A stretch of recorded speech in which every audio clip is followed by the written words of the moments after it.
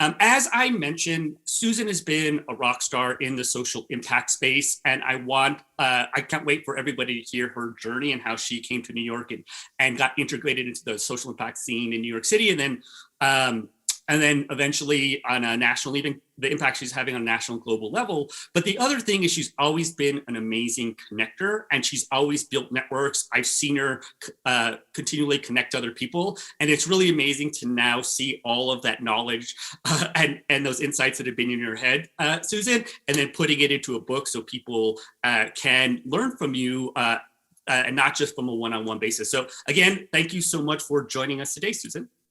Well, I am thrilled to be here, Marcos, and I have so much respect for what you've built, what you've created, the community and connections you have fostered and grown. And really, it's amazing to see the trajectory over time, because as we know, the world that we're living in, impact used to be kind of like right? And now it is an absolute must. It's catamount for companies, and I think everybody in the community is realizing that, and you've been able to really tap into that excitement, enthusiasm, and growth. Well, thank you so much. And I think both of us are in similar, we approach kind of social impact and even businesses in the same level, because I see it all about relationships. Yes, they are products and services that you end up utilizing to help transform and impact people's lives, but really be social change to merge, all with a meetup that we're bringing people together, and then pretty much every single success we can point back to a person that I connected with. And I want to hear about it's been a 10-year journey for us, and then I actually want to start with your own journey and how you entered the social impact space, how you came to New York, and then we can then use that as a launching pad to talk about the book. So do you want to share a little bit about yourself, Susan, your background and how you came to where you're at? Well, just overall, I had been, as long as I can remember, even as a child, having a lemonade stand, raising money for causes. My late mother worked for public television, doing communications and PR. And her whole notion was, when I would say, Mom, why don't you work for regular television or the networks? This was in the 70s and 80s. You'd make so much more money. She always would say, no, there's so much better content, and it's actually helping people. And throughout professionally in my 20s and 30s, I would, anytime I moved to a new city, I would immediately want to join a nonprofit, because that way I would meet people who weren't like me, but generally had a sense of values to making the world a better place. And inevitably, I became the person at the company that would be the person to tag when the company wanted to, buy a table at a gala or get involved in a particular cause. And again, this is, the 90s, early aughts, when we were still very much in checkbook philanthropy from a CEO's perspective, or we would be, it was all about, making sure that the government didn't come in and check on your environmental sustainability, right? Completely different world. And then in 2003, I moved to New York City. I didn't know anyone. And in classic form, I got involved in nonprofit organizations, and one of which was the Business Council for Peace, BPeace, which still it lives today. And it was essentially a network of business professionals, mainly women, that were channeling their business acumen, their smarts, their networks to help women entrepreneurs in regions of conflict and post-conflict.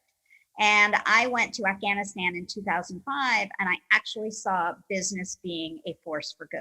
Like it was, we weren't writing checks. We were basically galvanizing everything we knew to then go ahead and teach these women how to use QuickBooks, how to market their business, obviously in the culture in which they were living.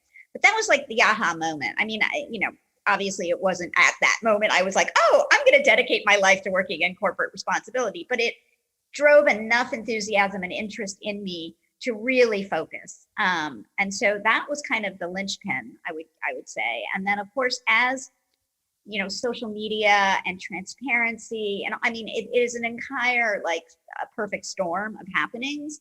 I was timed in the right place. And then in 2010, I actually created CSR Chat on Twitter, which became I think, kind of what you have created, in the sense of it was a way to bring people together that weren't connected, based on values, based on issues. And I credit that. And it ran for 7 years almost. I mean, obviously chats on Twitter, there's a lot more exciting places like Zoom, like Microsoft Teams, what have you.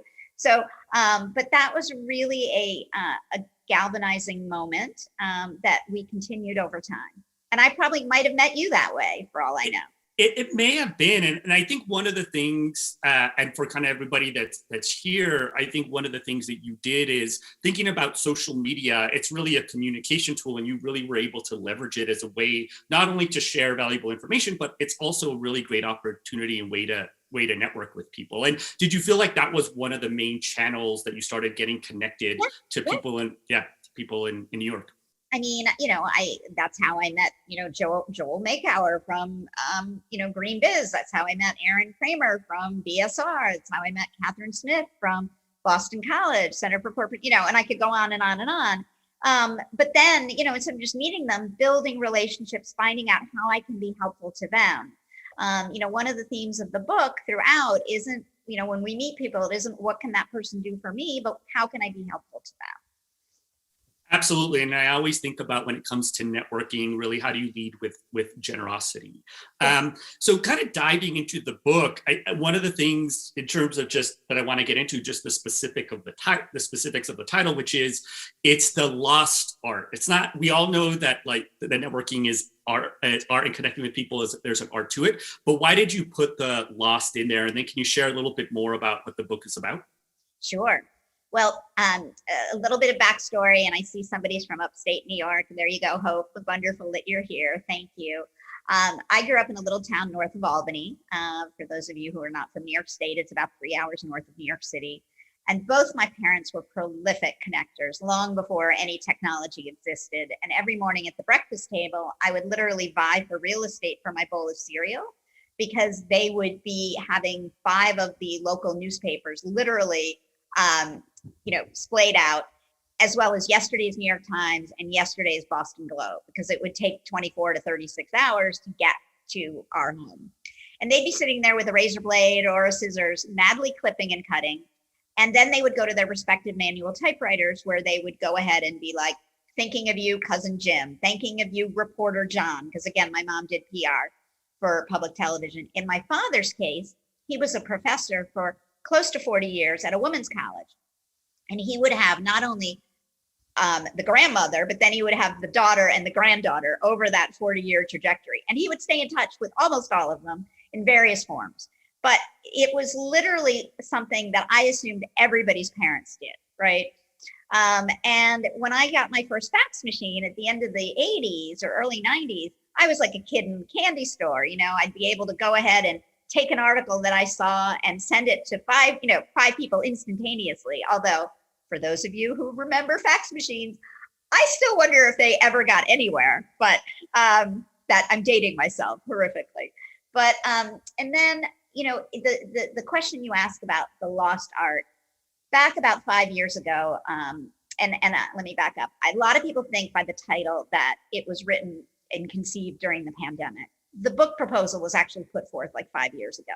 And what I was trying to do was capture that spirit that my parents had, that intentionality, that how am I going to be helpful?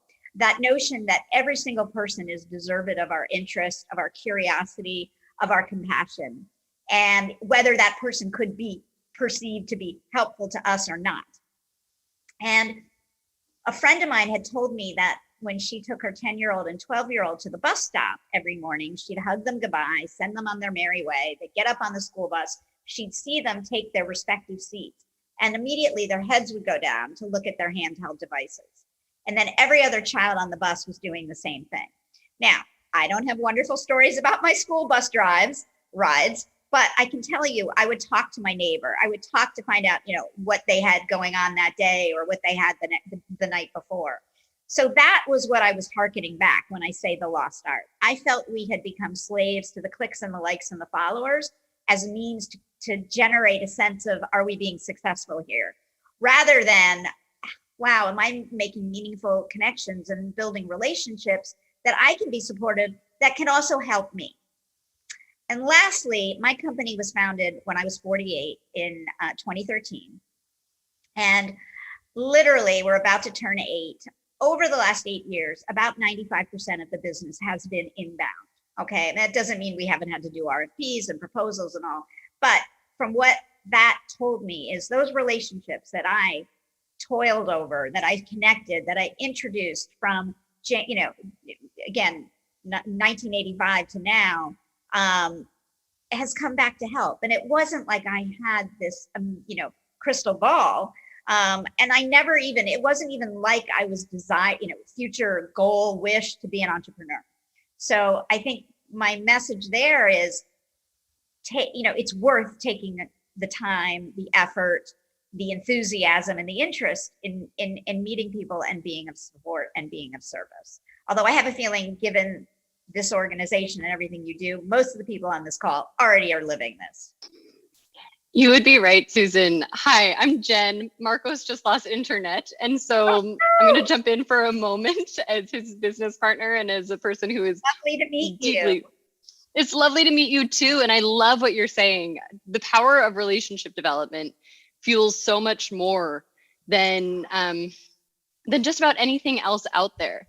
And it's not relationship development for the sake necessarily of forward progress, but simply for the importance of connecting. And so I'm curious, as you're thinking about what happens, when students get on their buses and instantly look at their handheld devices instead of making that conversation with their peers, what is it that we're starting to lose as we're losing a sense of connectivity with one another?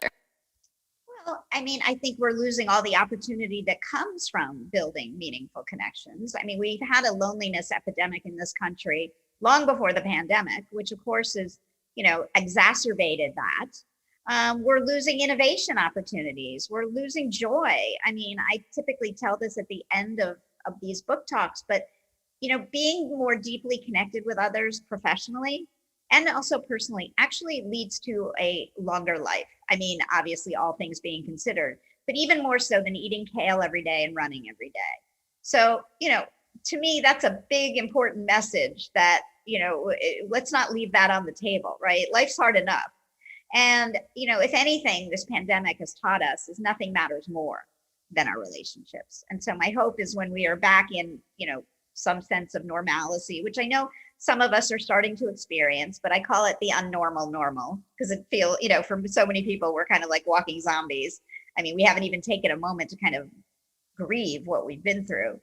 But I think that, when we're at events or at conferences, my hope is when we are looking or we're talking to people, we're not looking down at our email or, thinking about the dishes in our sink, which we all are, we're human and we tend to sometimes zone out, right? I've even zoned out during book talks, for God's sake. So, I just think we're going to be more intentional. And you may hear me say that word several times during this talk. And I find that as we, over the last year and a half, when people say, it's been so hard to connect, I say we've been more intentional about our connecting because we are that much, we place a higher value on it than perhaps we did. We're not taking for granted how important it is.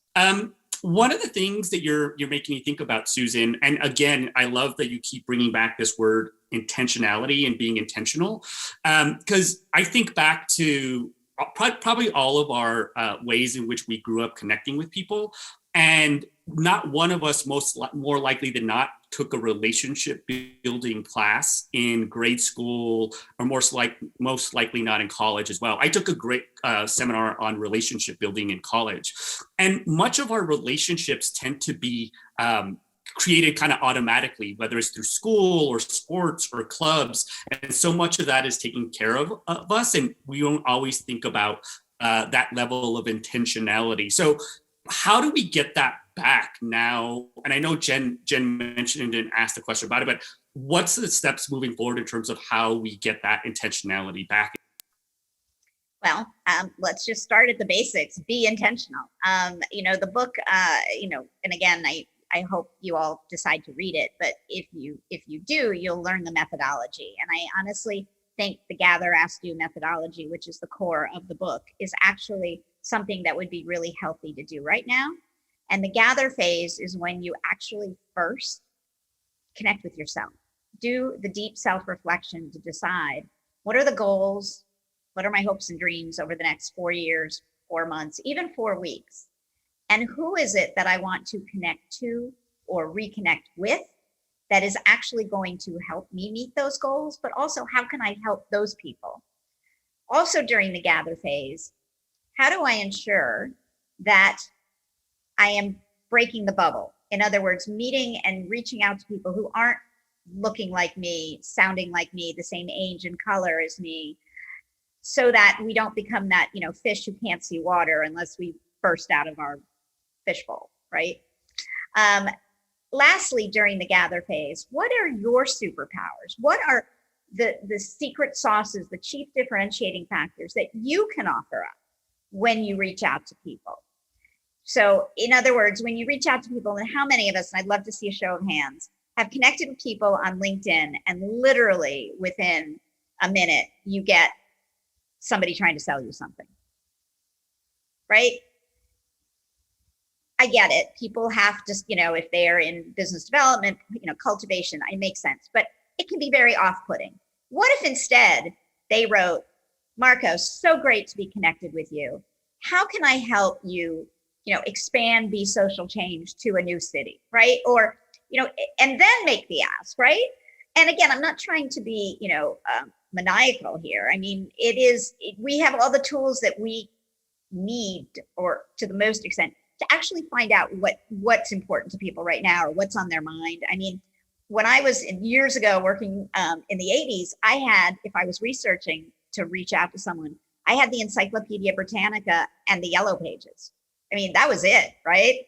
I mean, now you have everything from their career trajectory on LinkedIn to what they're upset about or what they're happy about on Twitter to whether they have grandchildren on Instagram. So in other words, there's enough information when we reach out to people that if we take the 5 or 10 minutes to do a little bit of background, we may be able to offer up something. But in terms of back to the gather phase, we have to be conscious and cognizant of what our own strengths are. And we all have them, whether we've just graduated college or we're approaching retirement. And obviously those superpowers change throughout our livelihood and our lives. But I really think that right now could be something really healthy for all of us to do. Also for reconnecting. This isn't just about reaching out and meeting new people, but we all have amazing communities that we have built, over the course of our lives, personally and professionally. So this is a time to do that. So it's a very long answer to a very short question. No, and I think you pointed out some really important things, and we keep coming back to that theme of, I tend to think like networking isn't about you, and it shouldn't always be about you. I think leading with generosity, but in terms of being an effective networker and connector, you really have to start within first, as you pointed out. And that's not only getting clear on who you are and where you want to go, but your values, what you stand for, how you can best support others. And that's going to make it much easier to be able to really connect with others. Because if you don't know how you can help, it's going to be hard to communicate that to other people. And then, so then after the gather phase, that you led into kind of the overall, the next question I was going to have is, how is the book structured so that if people are going to want to purchase the book, like what will they be getting when they purchase the book? Well, that's the gather phase. The ask phase is the second portion of the book. And that's all about learning to ask the important questions of others so that we can find out what is vitally important to them. What are their hopes and dreams and goals, right? And if you pay attention and listen carefully, which many of us are woefully challenged to do, myself included, and this past year challenged our listening skills tremendously. But if we listen, then we can go to the do phase. And it's the do phase where you do all the things that you are capable of doing, whether it's introducing to others, whether it's making a recommendation, whether it's making a phone call for someone, whether it is connecting that person to someone else who can be helpful. And, I don't want to like overplay it, but the gather, ask, do can be done, multiple times in our lives. And we're all doing them to a certain extent, but the book lays out in a really clear path all the different tips and tricks, as well as learning how to ask for what we want and what we need and deserve. So again, I want to make sure people know there's a lot of little ideas that if I were to go through here, you would be bored to tears. No, and that I think I wanted to kind of get that overall structure, and Yeah. I think those are the key elements when it comes to networking. What's one and connecting with others? What's kind of one of your biggest challenges, or has been one of your biggest challenges? And then a related question is that what do you feel is one of the things that you've had to like work on most in terms of connecting more deeply with others? Wow. Well, first of all, probably the biggest thing is something that may help teach me this notion of leading with how can I be helpful and asking questions of others. And that is mostly for those of you on the call who know me, I'm very diminutive.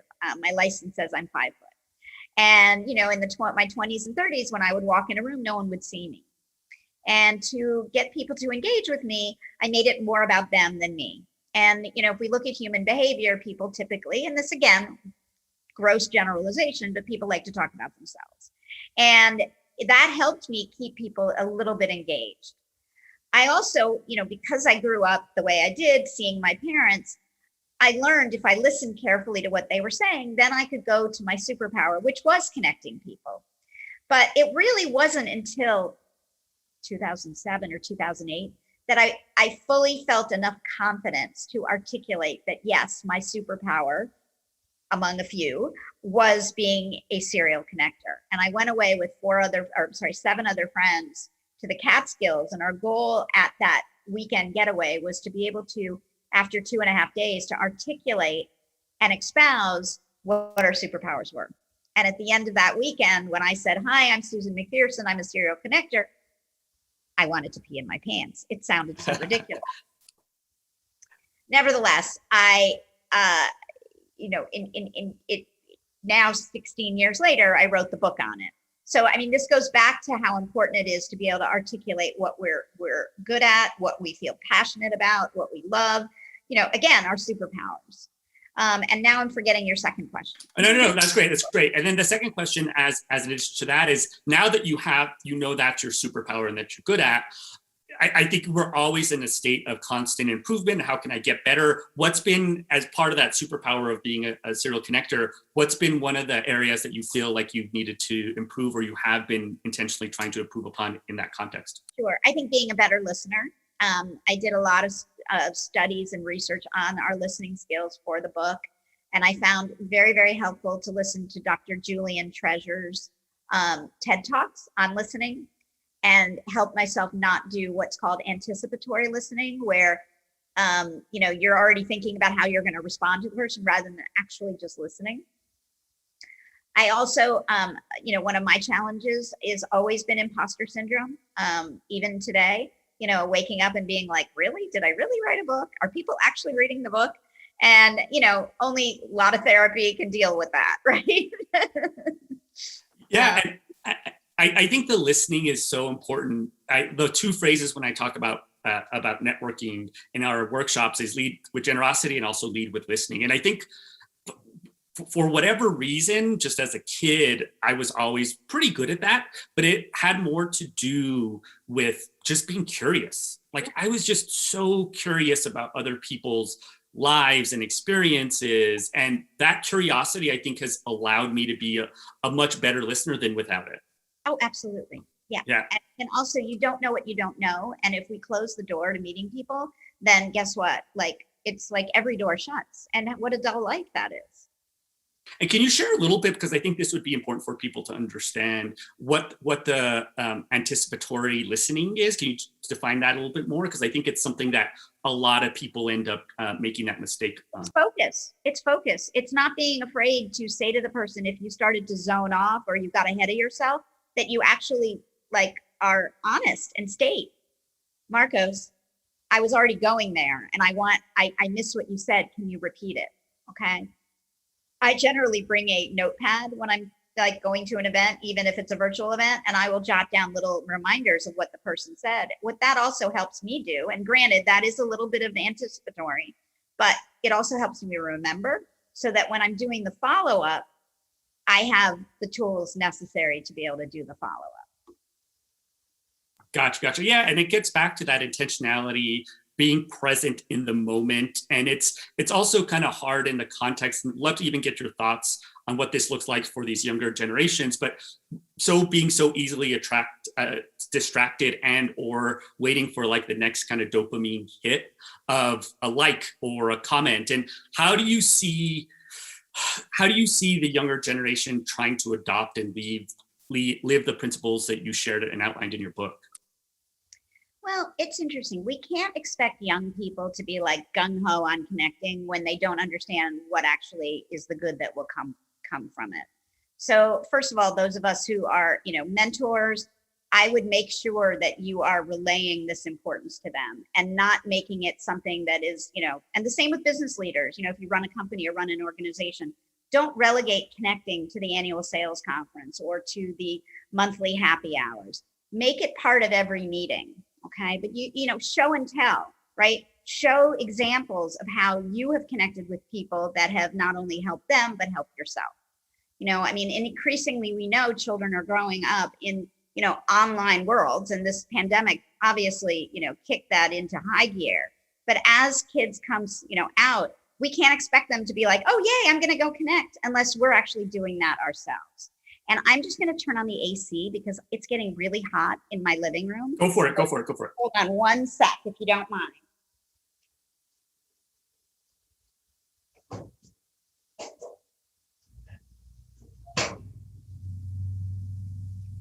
And while Susan is doing this, if you have any questions, feel free to put them in the chat. I'm going to be asking her a few more questions, and then we're going to take some questions from the audience. So go ahead and continue, Susan.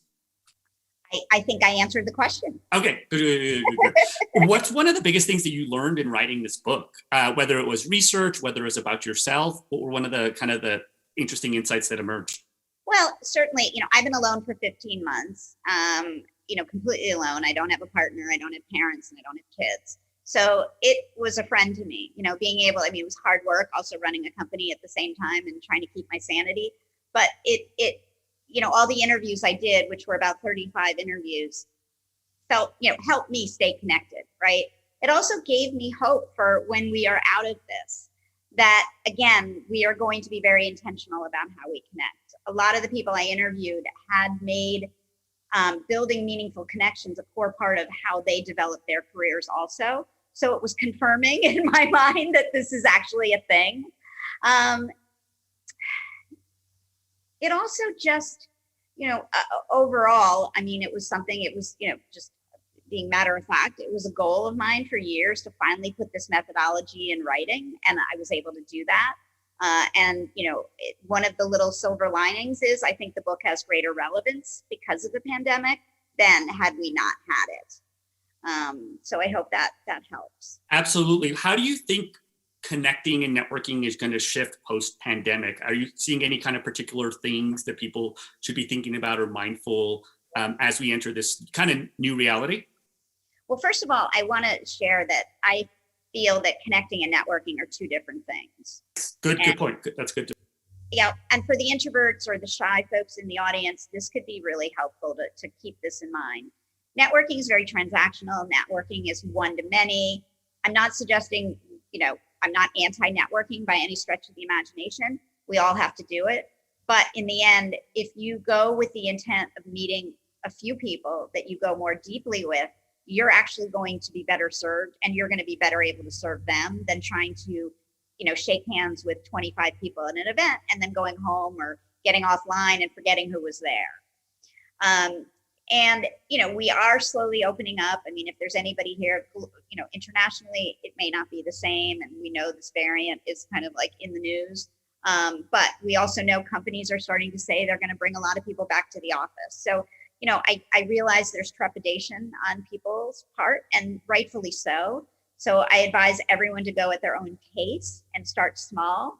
We don't have, even though it seems like it's 0 to 60, do what feels right to you. This has been a shock to everyone's bodies, both physically and mentally. But I do think that we are going to be in a hybrid situation over the next several years. I don't think we're going to be 100% back, and I don't think we're going to be 100% like this. But because of that, it's going to be vitally important for leaders to go extra, full bore to make sure those of us who aren't at the office are still connected. We can't depend on the people to actually be the ones, right? And I mentioned earlier, but I think it bears repeating, and that is this notion that we tended to put building meaningful relationships at the annual sales conference.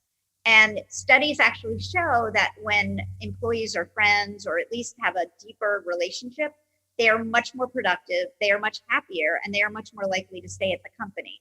So to me, leaders need to be making this a priority and not just kind of a nice to have. A little like corporate responsibility and social impact. Yeah. And I think you pointed out something that I hope that change ripples is I think it became clear when the pandemic hit that organizations are simply groups of people coming together for a common purpose. And it's really all about the people. And it was, in some instances, I saw one of the first times that leaders were intentional about really thinking about their people. I think the other thing that you pointed out is I used to have a really great professor who did research on post-traumatic syndrome when there were organizational mergers or changes and when people would leave the company. And I think it's really thinking about there are relationships that you're building within the company, but relationships always come and go and there's ebbs and flows. And when people leave an organization, that doesn't mean you may feel a sense of loss, and that sense of loss might be like you still should be connecting and continuing to connect with people both internally and externally. I think the other thing, go ahead, Susan. I was going to say, let's use and abuse this pandemic because it's been so abusive to us, and think about, it's something we've all shared. Granted, some people have suffered unbelievable loss and continue to do. So I want to be mindful of that. But, the thing is everyone suffered something. So we have this shared vulnerability, and I think we can safely lead with that, obviously being respectful for, if you're talking to someone who's lost a loved one or lost their job or lost their livelihood or got horribly harmed by the racial reckoning. I mean, there's all sorts of things this past year that has been thrust upon us like never before. But I do think because of that shared vulnerability, we have commonality in the uncommonality. Absolutely. I think there is this unique opportunity where we have this shared experience that allows us to connect in a way that maybe we hadn't, and being able to use that as an opening to connect with others. And I love that you kept pointing out that our happiness is very, very much dependent on the quality of our relationships. And they can bring so much joy and happiness, and they can also bring misery as well. And that's why a lot of people leave companies. So just recognizing that your overall health and wellness and happiness is really going to be dependent on the strength of your relationships. There's a couple of questions that I have, but I want to open it up to anybody who has any questions, and if they want to share either in the chat or if they want to share them live, feel free to just use the reaction emoji on Zoom and we will unmute you. But this is also just a great opportunity to talk with Susan about not only your book, but one of the things that I love, Susan, if you'd love to share, can you share a little bit about your company and the work that you do at your company? Thank you. Well, we just hired our 12th employee, which blows my mind. And we have been virtual since the get-go. So one of the good things was March of 2020, when everybody had to figure out how to go virtual. We already had written the book on it. Actually not written the book, but you get what I'm saying.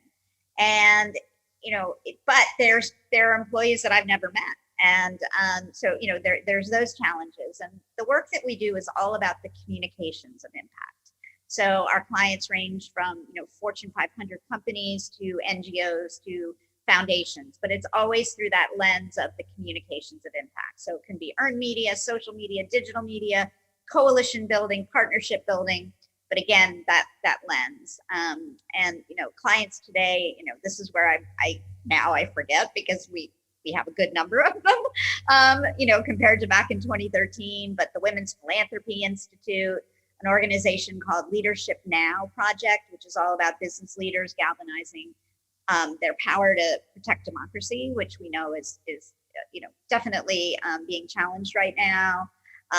Zoetis, for any of you who have puppies or kittens. Zoetis makes all the pet pharma that our dogs and cats need, but as well as livestock around the world. And we help create their foundation and the communications of their foundation.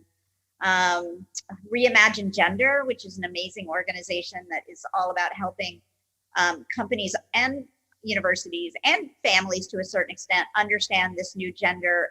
Not new, it's been around, it's just we now are finally talking about it, but actually empowering people to own their gender, whatever gender that may be, and actually the opportunities that can come out of that, as opposed to just saying, oh, I got the bathrooms down, or I've got the pronouns down, and I could go on and on and on. But that gives you the idea. We're headquartered here in New York, but we have employees in Seattle, Chicago, Syracuse, or I'm forgetting, Sacramento.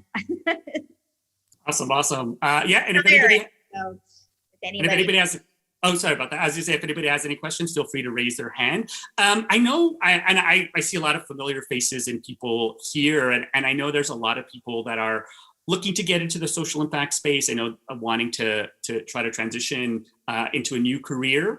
You've had this really amazing career, and as well as connecting with so many people. What's kind of a couple pieces of social impact career advice that you would bestow on people who are the community who's attending?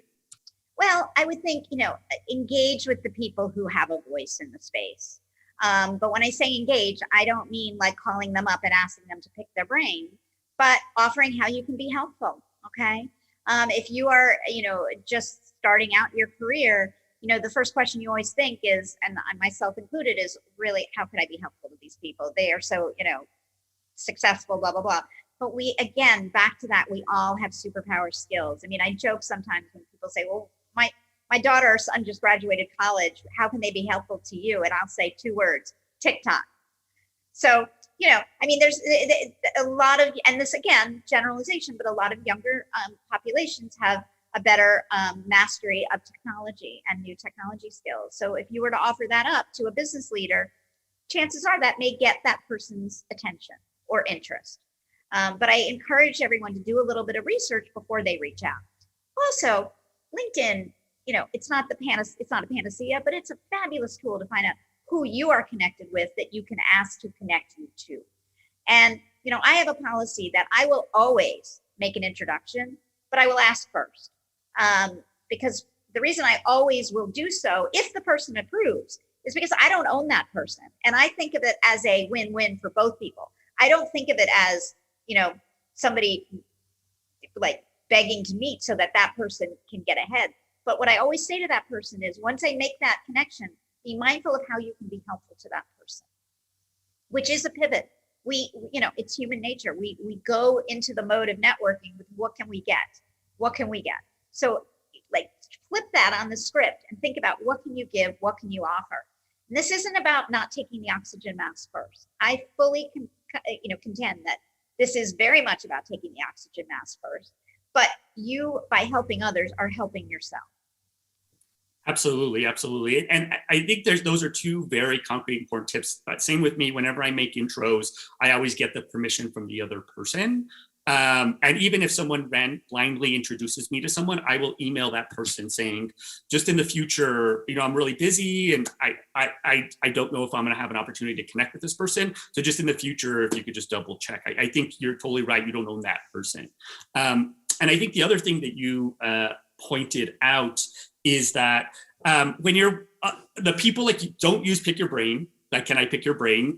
The conversation, I always say that. But I think the other thing is, everybody has something to offer, whether that's professionally or even personally, like you shared as well.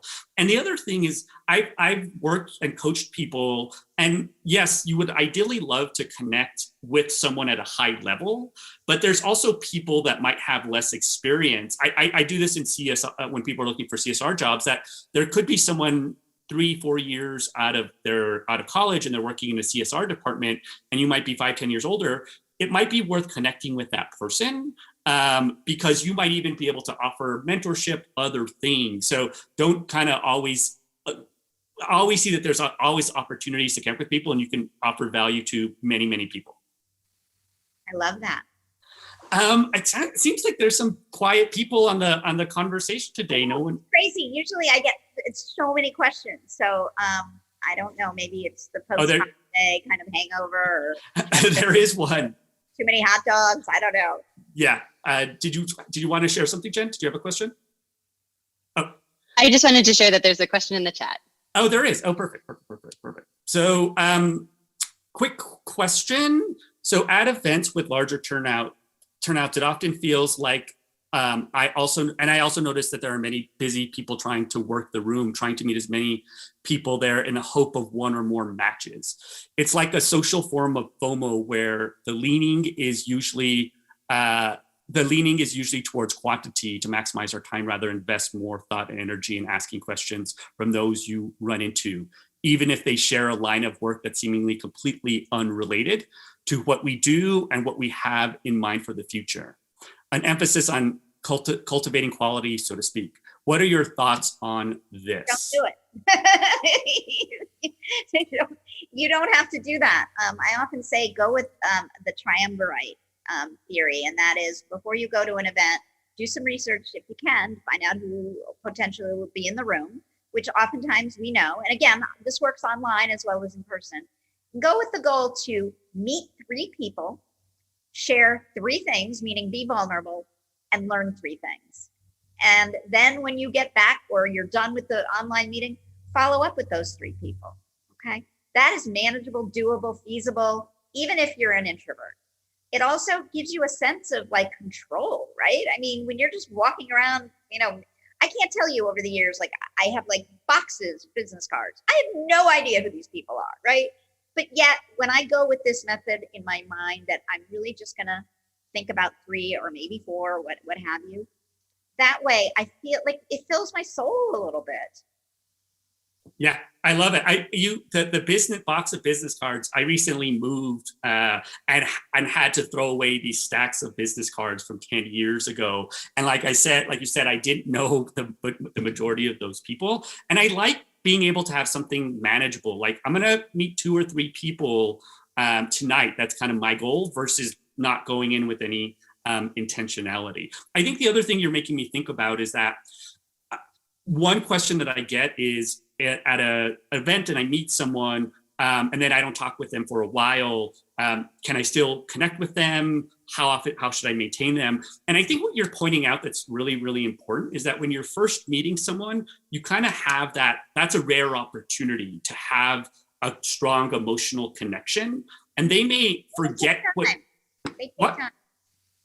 Yeah, and they may forget what you do, but they may not forget that emotion that they felt around you. And that's going to be that's really, when I think about connecting and networking, or when you're networking and trying to connect, it's really what's the emotional response that you're providing that person, and that'll transcend time to a certain extent. Absolutely. Let's see if there's any other questions. Be questions. I mean, if people have thoughts or comments or what they found to be helpful. Yeah, absolutely. If anybody wants to share, feel free to raise your hand. So where are you seeing, you just hired your 12th employee, and are they just in the US or is it kind of globally? Where do you see your company kind of going? We have one employee she's a Rhode Island citizen, but she's been living in Bulgaria. And another employee, her husband works for the UN, so she in a couple of months is heading to Ethiopia. So our hope, of course, is to keep her, but that the time change is 7 hours, but Bulgaria at 6 hours. So we'll see. And over the years, we've had clients, European clients, Canadian clients. So again, Impact, I believe, has been much more forward thinking in Europe. What has been different is there, the nonprofit world, the 501c3 that we know so well in this country is just nascent in Europe. I mean, as government pulls back in various countries, you're seeing foundations and NGOs starting up, but it's not anywhere near as what is it, 1.35 million nonprofits in this country, all vying for everybody's cash. Yeah, and not only just Europe, but it's really not anywhere in the world. I mean, definitely the US is that area where nonprofits are an integral part of the overall not only kind of social element of taking people together, but the overall economy as well. Exactly. Yeah. There is a question. Thank you, Sophia. Susan, do you ever feel fatigued from connecting with so many people? And if you do, how do you help yourself out of it? Yeah, great question. And I have to say, because I have built such over the years, over time, again, this isn't something that like is, constant, but I have more people to tap so that if somebody comes to me and needs something, if I am unable due to health reasons or I'm, so beyond busy or I'm traveling, I generally will know someone else I can tap to help that person. So I would go so far as say it's made me more efficient. It's made me able to be a better helper to others because it isn't always relying on me. But it's a great question.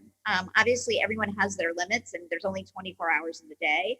But I also think sometimes it isn't, you don't have to have a meeting to be helpful. It can be an introduction. It can be a connection. It can be the recommendation of a restaurant that you love, right? I mean, let's not overthink this and think it has to be a huge ordeal. Yeah, absolutely. And I think like your network can serve as a combination of, yes, connecting others, but an amazing source of ideas, thoughts, resources. And if you know those people well, you're going to be a much more effective connector.